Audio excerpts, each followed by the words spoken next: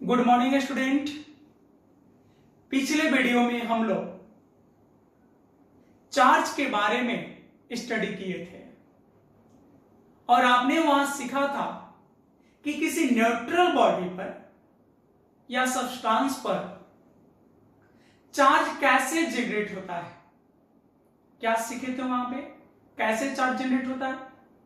तो वहां पे हम लोग सीखे कि यदि किसी न्यूट्रल बॉडी से इलेक्ट्रॉन रिमूव कर दे या न्यूट्रल बॉडी में इलेक्ट्रॉन को ऐड कर दे तो इन दोनों ही स्थिति में बॉडी चार्ज हो जाती है।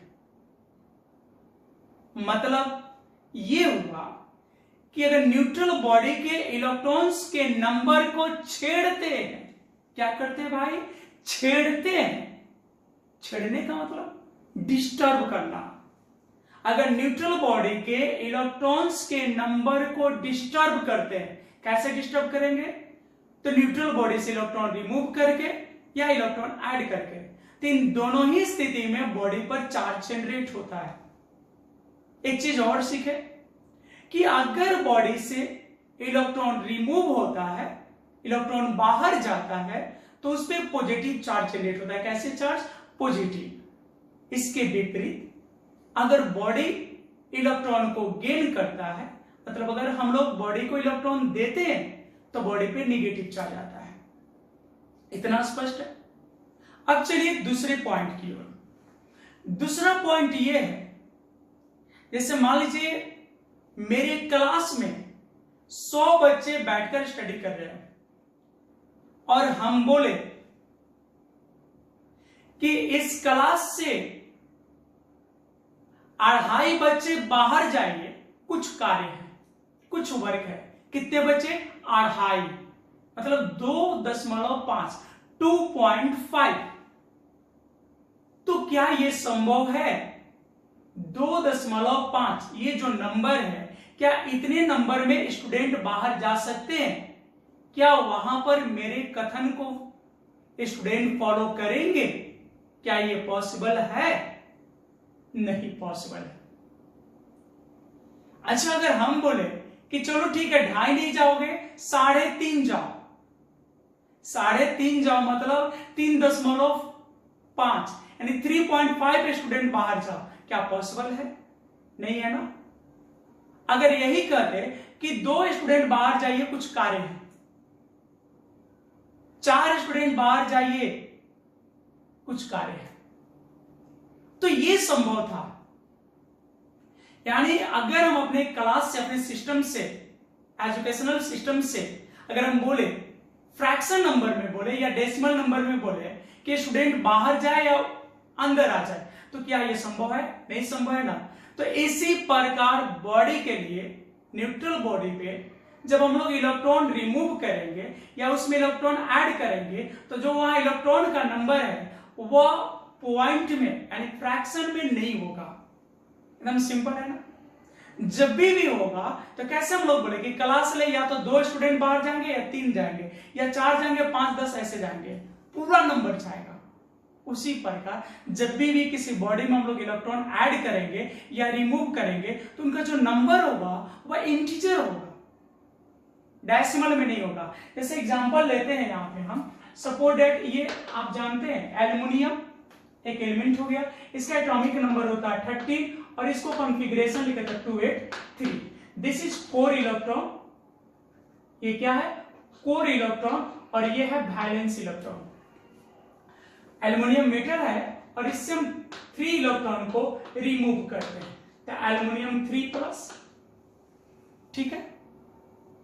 तो कहने का मतलब है कि क्या कभी आपने ऐसा देखा है कि एल्युमिनियम और इससे 2.5 इलेक्ट्रॉन रिमूव हो गया?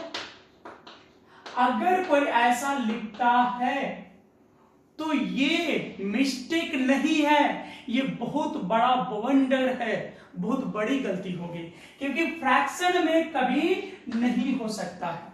यानी इलेक्ट्रॉन 2 निकल सकता है, 3 निकल सकता है, लेकिन 2 और 3 के बीच का वैल्यू नहीं निकलेगा। यानी इलेक्ट्रॉन रिमूव किया जा सकता है किसी बॉडी से या इलेक्ट्रॉन ऐड किया जा सकता है, लेकिन उसके लिए एक शर्त है कि वो नंबर एक खास वैल्यू होना चाहिए, और इसी स्टेटमेंट को हम लोग कहते हैं क्वांटिजेशन थ्योरी ऑफ चार्ज। चलिए थोड़ा सा डिफिनेशन लेते हैं। ये जो 3+ है ये है एक्सेस चार्ज या इसको बोलते हैं फ्री चार्ज,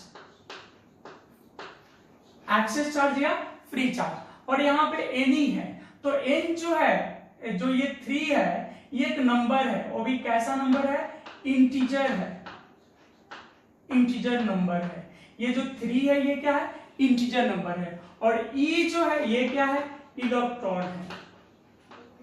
इलेक्ट्रॉन कहने का मतलब है, इलेक्ट्रॉन, इलेक्ट्रॉन कहने का मतलब है फंडामेंटल यूनिट ऑफ चार्ज। आप इसको याद भी रखेंगे। फंडामेंटल यूनिट ऑफ चार्ज किसको बोलते हैं हम लोग, इलेक्ट्रॉन्स को बोलते हैं। इलेक्ट्रॉन को बोलते हैं फंडामेंटल यूनिट ऑफ चार्ज। तो यहां पे देखो ना ये क्या हो गया, integer number n, electron n, और चार्ज को लिखते हैं क्यू। यानी जो चार्ज होगा वह हमेशा इलेक्ट्रॉन के इंटीजर प्रोडक्ट के रूप में होगा। कैसे होगा, इंटीजर प्रोडक्ट। ये जो एल्युमिनियम 3+ है ये फ्री चार्ज, और यहाँ जो चार्ज जनरेट का मुख्य कारण ये 3 इलेक्ट्रॉन, ये 3 इलेक्ट्रॉन है। ये जो इलेक्ट्रॉन निकाले हैं यही वजह है ना चार्ज का, तो चार्ज इसके वजह से है, तो क्यू क्या हुआ, एन। और इसी स्टेटमेंट को हम लोग कहते हैं क्वांटिजेशन थ्योरी ऑफ चार्ज। आइए स्टेटमेंट लेते हैं। According to quantization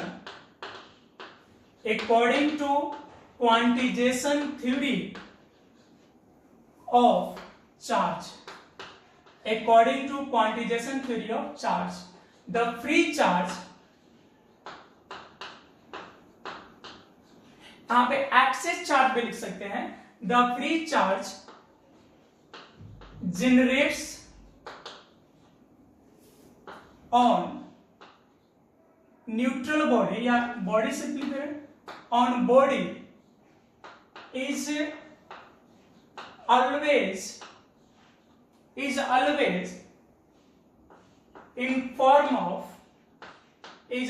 in form of integer, always in form of integer product of fundamental unit of charge, fundamental unit of charge. और फंडामेंटल यूनिट ऑफ चार्ज किसको बोलते हैं, electron को। Statement एक बार फिर से देखते हैं हम क्या लिखे, according to quantisation theory of charge, मतलब क्वांटिजेशन थ्योरी ऑफ चार्ज के अनुसार the free charge generates on body, मतलब किसी बॉडी पे जो फ्री चार्ज जनरेट होता है is always equal, is always in form of, तब हमेशा किस फॉर्म में होता है, is always in form of integer product of fundamental unit of charge, मतलब इलेक्ट्रॉन के इंटीजर प्रोडक्ट के फॉर्म में होता है। तो इसको हम लोग लिख सकते हैं that is Q is equal to, चाहे ऐसे भी लिख दीजिए, दैट इज चार्ज। तो चार्ज किसके होगा, always in form of integer, तो इंटीजर लिख दीजिए, integer product of fundamental unit of charge. तो फंडामेंटल यूनिट ऑफ चार्ज क्या होता है, इलेक्ट्रॉन। ठीक है, देखो यहां पे लिखा हुआ है the free charge generates on a body is always in form of, तो किस फॉर्म में होता है भाई, तो integer product of fundamental unit of charge. तो चार्ज को हम लोग क्या लिखते हैं, क्यू। आपका इंटीजर जो नंबर है जनरली प्लस और माइनस दोनों होता है, थ्योरेटिकली प्लस और माइनस दोनों होता है। ठीक है, ऐसे चार्ज भी देखे तो प्लस माइनस होते हैं, दो कंडीशन होगा। और इंटीजर को लिखते हैं एन और इलेक्ट्रॉन को ई, तो क्यू इक्वल टू हो गया plus minus n e, where n क्या है, इंटीजर है, एन इंटीजर है। लेकिन एक चीज ध्यान देने वाली बात है, इंटीजर तो पॉजिटिव भी होता है और नेगेटिव भी होता है। इंटीजर होता है minus infinity to positive infinity, जैसे -7, -6, -5, -3, -4 -3 -2 -1 0 1 2 3 4 5 6 7 डॉट डॉट डॉट। तो पॉजिटिव वैल्यू भी होते हैं, नेगेटिव वैल्यू भी होते हैं। लेकिन यहां पे क्या है कि निगेटिव नंबर होता है इंटीजर, बट यहां प्रैक्टिकली निगेटिव पॉसिबल नहीं है। कैसे? अगर हम बोले कि किसी इलेक्ट्रॉन में -5 इलेक्ट्रॉन ऐड किया गया है, तो ये सही नहीं ना लग रहा है। 5 इलेक्ट्रॉन ऐड कर सकते हैं, 4 इलेक्ट्रॉन ऐड कर सकते हैं, -5 कैसे ऐड करेंगे? या बोले कि किसी इलेक्ट्रॉन से -2 इलेक्ट्रॉन निकाला गया है, तो ये भी संभव नहीं, अच्छा नहीं लग रहा है। ठीक है, तो हम सिर्फ यहाँ पे जो होगा, तो जो इंटीजर होगा, बट इसके वैल्यू को हम लोग न्यूमेरिकल बनाते समय कैसा लेके चलेंगे? पॉजिटिव इंटीजर लेके चलेंगे। ठीक है, और ई जो है फंडामेंटल यूनिट ऑफ चार्ज है, और इसका वैल्यू होता है 1.6 × 10⁻⁻⁹ कूलम। ठीक है, ये वैल्यू आप कहोगे इलेक्ट्रॉन पे सर माइनस चार्ज होता है, तो माइनस नहीं, यहाँ पे सिर्फ मैग्नीट्यूड लेके चलेंगे। यहाँ प्लस माइनस है ना, ये इलेक्ट्रॉन के वजह से ही होगा। कब प्लस और कैसे माइनस होगा, इसको हम लोग देखते हैं थोड़ा सा बोर्ड को क्लियर करने के बाद। चलो अब देखते हैं कि ये कब पॉजिटिव होगा और कब नेगेटिव होगा। ठीक है, तो यहाँ पे नोट कर लेते हैं, हम क्या कर लेते हैं? नोट। देखो, ये आपको पता है पॉजिटिव कब होता है? जब बॉडी इलेक्ट्रॉन को लॉस करता है, मतलब अगर बॉडी से इलेक्ट्रॉन को रिमूव करते हैं। ठीक है, तो यहाँ पे नोट 1 में लिखते हैं, if some electrons remove from body, मतलब बॉडी से इलेक्ट्रॉन को क्या करे? रिमूव करे। इसको ऐसे भी कर सकता है कि बॉडी इलेक्ट्रॉन को लॉस कर रहा है, तो क्या होगा उस स्थिति में? होगा then Q = plus Ane। Q = क्या होगा? प्लस Ane होगा। जैसे मान लो कि एक न्यूट्रल बॉडी है, ये सोडियम है, तो अभी इसके पास 11 इलेक्ट्रॉन है, 11 और 11 प्रोटॉन है। ठीक है, लेकिन जब भी इससे एक इलेक्ट्रॉन रिमूव कर देंगे, तो ये अब जो होगा, ये सोडियम प्लस हो गया। क्यों प्लस हो गया? तो इसमें अब जो इलेक्ट्रॉन बचे वह 10 इलेक्ट्रॉन बचे और 11 प्रोटॉन बचे, तो दोनों का चार्ज सेम होता है और मैग्नीट्यूड सेम होता है, चार्ज का नेचर अपोजिट होता है। तो कहने का मतलब अब प्लस 1.6 बचा ना, अब 10⁻⁻19 कूलम, क्योंकि अब एक प्रोटॉन अधिक हो गया इसमें, तो कैसा नेचर आ गया? पॉजिटिव। तो ये जो पॉजिटिव नेचर आया वह इलेक्ट्रॉन के साइन की वजह से आया, क्योंकि वो उतना चार्ज घटा, माइनस में घटा, तो प्रोटॉन के चलते इस पे क्या आ गया? पॉजिटिव। इसलिए यहां पे माइनस लेके नहीं चलेंगे। इस कॉन्सेप्ट में यूज इलेक्ट्रॉन के साइन का हो रहा है। अब नोट 2 देखते हैं, if some electrons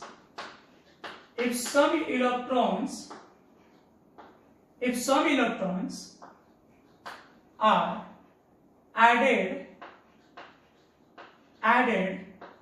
in body, अगर कुछ इलेक्ट्रॉन को बॉडी में जोड़ दे, तो उस स्थिति में हो जाएगा Q = -N। जैसे बॉडी न्यूट्रल है, उसमें इलेक्ट्रॉन ऐड कर दिए, तो इलेक्ट्रॉन का नेचर कैसा था? नेगेटिव, तो नेगेटिव चार्ज बढ़ जाएगा उस पे।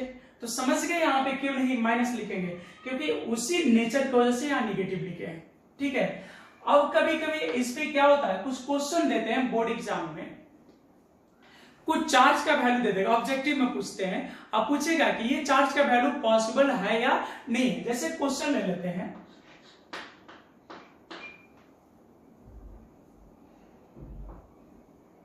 Charge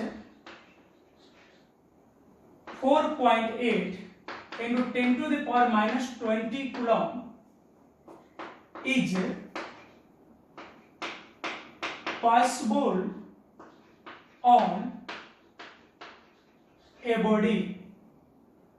on a body, yes or no। मतलब क्वेश्चन है कि charge 4.8 × 10⁻⁻20 coulomb is possible on a body, yes और नो। मतलब किसी बॉडी पे 4.8 × 10⁻20 कूलम चार्ज पॉसिबल है या हाँ या नहीं। तो इसको चेक हम लोग कैसे करेंगे? ठीक है, तो देखते हैं थोड़ी सी देर में। कब? थोड़ा सा बोर्ड को साफ कर लेते हैं, उसके बाद इसको देख रहे हैं। चलिए हो गया, आप देखते हैं। तो क्वेश्चन था कितना चार्ज है 4.8 10⁻⁻20 कूलम, और पूछ रहा है कि ये चार्ज पॉसिबल है या नहीं है। तो ये हम जवाब नहीं देंगे और ना ही आप जवाब देंगे कि चार्ज पॉसिबल है या नहीं है। अब सोच रहे हैं सर गजब बोल रहे हैं, तो आखिर ना सर जवाब देंगे और ना ही आप जवाब देंगे, तो फिर जवाब कौन देगा? तो चलो इसका जवाब देगा n, क्योंकि हम लोग थ्योरी में पढ़े कि n जो होगा वह इंटीजर होगा, तो हम n कैलकुलेट करेंगे। अगर n का वैल्यू इंटीजर आया तो बोलेंगे हाँ चार्ज का वैल्यू पॉसिबल है। अगर n का वैल्यू इंटीजर ना आकर फ्रैक्शन आ जाता, पॉइंट में आ जाता, तो बोलेंगे चार्ज का वैल्यू। चलिए देखते हैं आप। तो क्वेश्चन को अगर आप स्टडी करेंगे तो कुछ दिया हुआ है, डाटा दिया गया है ना, तो लिख देते हैं गिवन दैट। गिवन दैट कितना चार्ज दिया गया है? तो चार्ज है बोलो 4.8 इंटू 10⁻⁻20 कूलम है ना, और E का वैल्यू हम लोग जानते हैं 1.6 इंटू 10⁻⁻19 कूलम। न्यूमेरिकल बनाते हैं इसमें इलेक्ट्रॉन का जो चार्ज होता है इसका निगेटिव नेचर नहीं लेते हैं, सिर्फ मैग्नीट्यूड लेते हैं, और यहां चाहिए नंबर, तो हम निकालेंगे नंबर, क्योंकि ये ना हम बताएंगे ये चार्ज का वैल्यू पॉसिबल है या नहीं, और ना ही आप बताएंगे। ये कौन स्पष्ट करेगा? n, क्योंकि अगर n का मान इंटीजर आया तो बोलेंगे yes this charge value will be possible. अगर n इंटीजर नहीं आया, फ्रैक्शन आ गया, तो बोलेंगे this charge value will not possible. So calculate number of electrons. तो आप पढ़े Q इज इक्वल टू होता है Na, Q is equal to Na, minus नहीं लेंगे जब कुछ नहीं बोला है कि कौन सी साइन लेना है, इलेक्ट्रॉन मतलब रिमूव हो रहा है या ऐड हो रहा है, तो हम लोग पॉजिटिव लेके चलते हैं। क्या लेके चलते हैं? पॉजिटिव। तो n इज इक्वल टू हो जाएगा Q अपॉन E। Q का वैल्यू कितना है? 4.8 इंटू 10⁻⁻20 अपॉन हो जाएगा 1.6 इंटू 10⁻⁻19। ठीक है, तो n इज इक्वल टू कितना आ गया? जब इसमें भाग दोगे तो आ जाएगा 3 इंटू 10⁻, ऊपर जाएगा प्लस 19, जब बच जाएगा -1। तो इतना नंबर है, तो क्या ये इंटीजर है? फर्स्ट व्यू लग रहा है कि इंटीजर है क्योंकि 3 कंप्लीट नंबर है, बट ये इंटीजर नहीं है, क्योंकि इसको हम लिख सकते हैं 3 इंटू 1/10। क्या लिख सकते हैं? तो इसको फिर हम लिख सकते हैं 0.3, और दिस इज नॉट इंटीजर, ये इंटीजर नहीं है, मतलब ये चार्ज वैल्यू संभव नहीं है। No, this is not possible, this is not possible, मतलब ये संभव नहीं है। अगर यहीं पे ये होता, अगर क्वेश्चन मान लीजिए एक और क्वेश्चन होता और उसमें चार्ज वैल्यू जो है 6.4 इंटू 10⁻⁻18 होता, ठीक है, इतना चार्ज रहता, तो और पूछता है कि ये चार्ज वैल्यू पॉसिबल है कि नहीं, तो हम इलेक्ट्रॉन का वैल्यू जानते हैं 1.6 इंटू 10⁻⁻19 कूलम। अब यहां से नंबर ऑफ इलेक्ट्रॉन कैलकुलेट कर देंगे। क्या निकाल देंगे? Number of electron.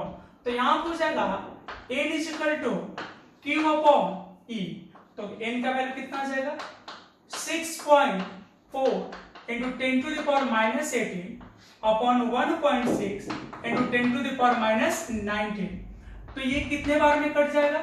ये हो जाएगा 4 और ऊपर ये 19 प्लस हो जाएगा तो ये 10 हो जाएगा, ये हो गया 14, और ये क्या है? इंटीजर है। ये क्या है? इंटीजर है, तो लिखेंगे yes this charge value will be possible. ठीक है, तो इस टाइप के जब भी क्वेश्चन होंगे तो आपसे बन जाएंगे। आप अगला थ्योरी देखते हैं। चलिए नेक्स्ट थ्योरी देखते हैं, कंजर्वेशन ऑफ चार्ज। तो कंजर्वेशन ऑफ चार्ज, इसको स्टडी करने से पहले हम लोग एक दूसरे थ्योरी पर थोड़ा सा विचार करेंगे।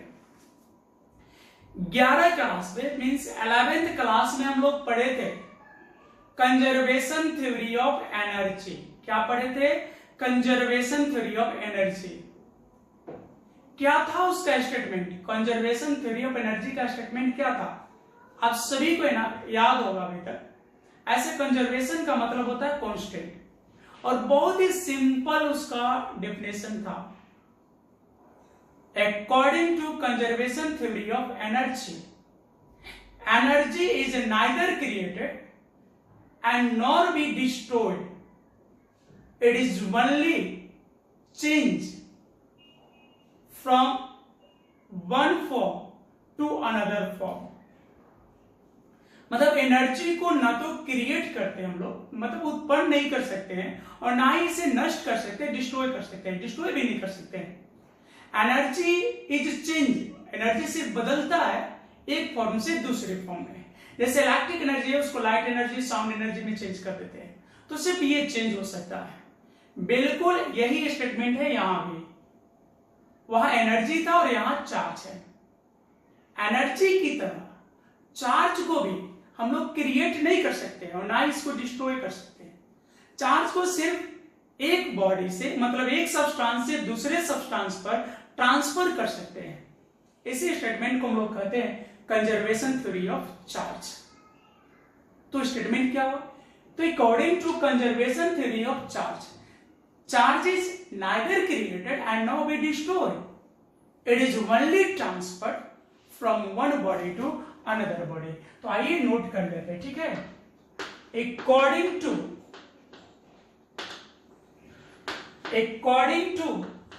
Conservation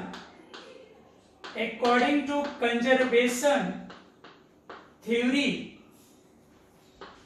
of charge, according to conservation theory of charge, charge is neither created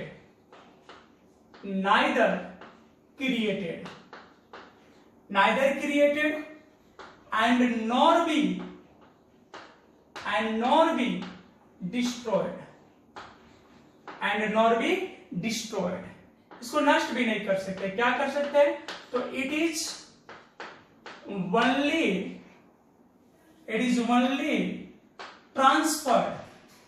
is only transferred from one body to another body. It is only transferred from one body to another body.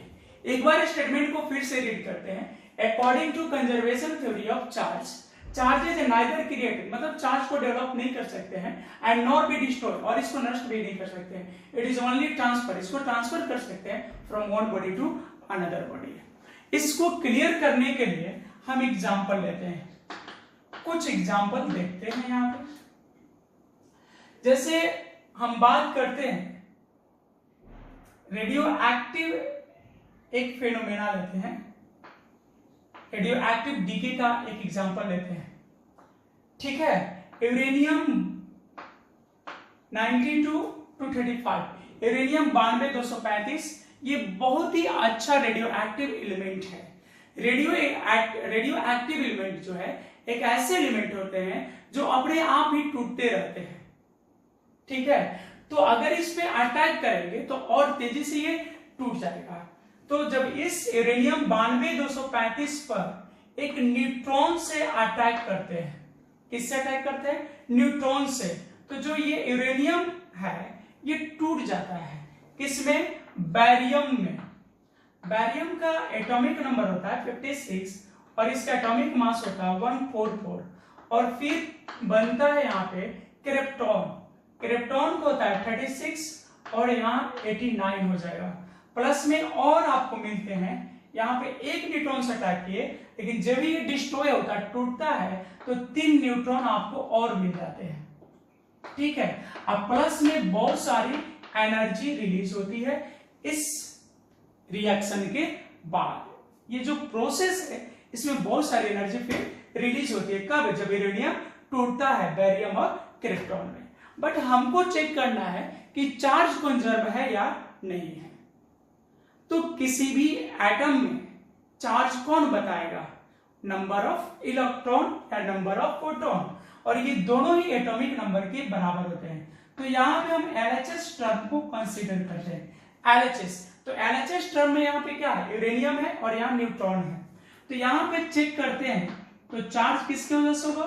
तो 92 electron की वजह से और 92 electron की वजह से, और यहाँ पे 0 इलेक्ट्रॉन है, न्यूट्रॉन पे 0, कोई चार्ज नहीं होता है, ठीक है, क्योंकि एटॉमिक नंबर से लेंगे। तो यहाँ चार्ज टोटल कितना हो गया 92 इलेक्ट्रॉन के बराबर, means 92 into 1.6 into 10 to the power minus 90 coulomb, और चूंकि इलेक्ट्रॉन कंसीडर किए हैं तो माइनस। तो LHS जो ये दोनों है, यूरेनियम और न्यूट्रॉन, इनका total charge before the process, before the reaction कितना था, इतना चार्ज था। अब चेक कर लेते हैं आफ्टर रिएक्शन कितना था। तो RHS टर्म पे कॉन्सेंट्रेट करेंगे, किस टर्म पे, RHS पे कॉन्सेंट्रेट करो। यहाँ क्या है, बैरियम, बैरियम के एटॉमिक नंबर 56, तो इस पे इलेक्ट्रॉन भी कितने होंगे 56, तो इधर इलेक्ट्रॉन हो गया 56। फिर उसके बाद है क्रिप्टॉन, क्रिप्टॉन पे 36, और न्यूट्रॉन पे फिर 0 होगा, 3 इंटू 0 तो 0, एनर्जी पे कोई चार्ज नहीं होता है, तो Q इक्वल टू हो गया 92 इलेक्ट्रॉन्स यहाँ भी, और इसको भी फिर अगर लिखे तो minus 92 into 1.6 into 10 to the power minus 90 coulomb. तो अगर पूरे एग्जाम्पल पे आप कंसंट्रेट करते तो देखेंगे बहुत सारा चेंजिंग हुआ है।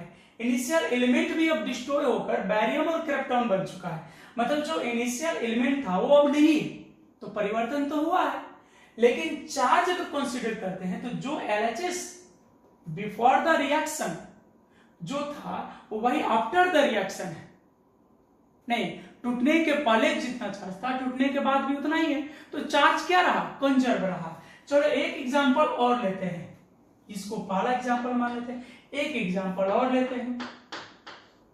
हम लोग घर में खाते हैं ना सॉल्ट, इसको हम लोग बोलते हैं सोडियम क्लोराइड, और ये बना है सोडियम आयंस और क्लोरीन आयंस से, ठीक है।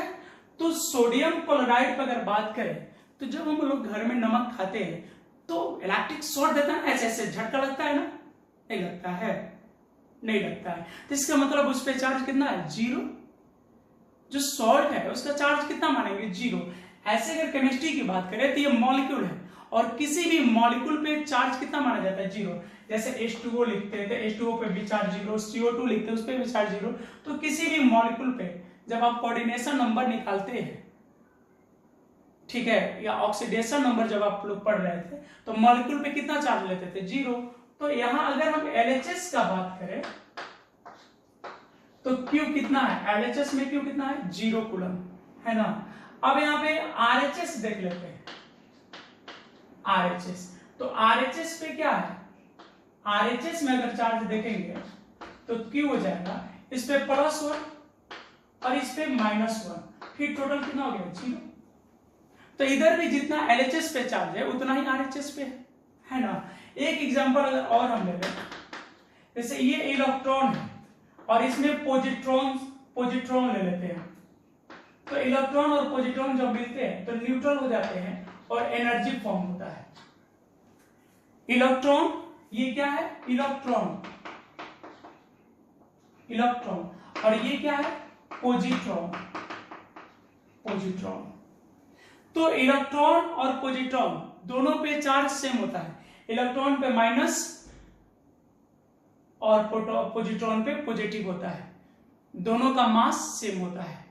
तो जब ये दोनों मिलता है तो इसका -1 इसका +1, फिर क्या हो गया, 0, और फॉर्म क्या करते हैं, एनर्जी क्रिएट करते हैं, ठीक है। तो यहां पे अगर चार्ज चेक करें इसका LHS चार्ज तो कितना हो गया, -1 +1 0, LHS में कितना आया, 0। और RHS में भी अगर देखें तो एनर्जी है, एनर्जी पे चार्ज नहीं होता तो 0 कूलम, यहां भी 0 यहां भी 0। तो from all example it is clear that charge is conserve. तो अगर बोर्ड में 2 नंबर में शॉर्ट क्वेश्चन में आता है कंजर्वेशन थ्योरी ऑफ चार्ज, तो क्या इतना सारा लिखोगे, नहीं, ये स्टेटमेंट ले लीजिएगा और उसके बाद कोई भी एक एग्जांपल ले सकते हैं आप, ठीक है। तो आज इतना ही, और अब अगले वीडियो में हम लोग पढ़ेंगे आगे। तो उम्मीद करते हैं कि आपको अच्छे से समझ में आया होगा, ठीक है। तो आप घर पे पढ़ते रहिए, नोट्स बनाइए इसको, और अब मिलते हैं आपसे नेक्स्ट वीडियो में, अगले वीडियो में। तब तक के लिए आप घर पे रहिए, अच्छे से पढ़िए। धन्यवाद।